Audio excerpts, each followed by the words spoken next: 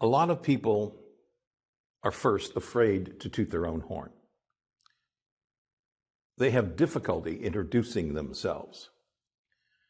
And the reason is they think that if they say something that's memorable, it will bother the person that they're talking to. But this is one of those things that's the complete reverse of the way you think about it.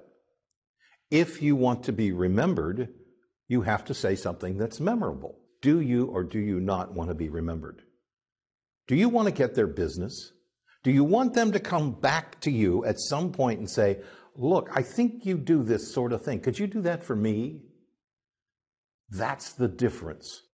The thing you want in today's world is to be remembered, to be sought after, to be a person that someone can name based on what they do to get other business to you. You need to be memorable. One of my clients did not want to use the term defogger.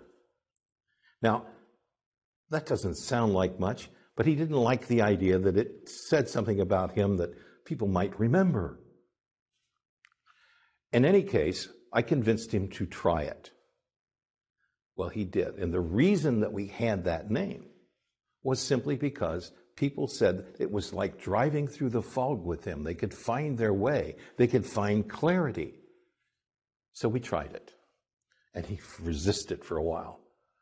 And then all of a sudden one day he said, you know, this works pretty well. People understand what I'm talking about. And I went, really?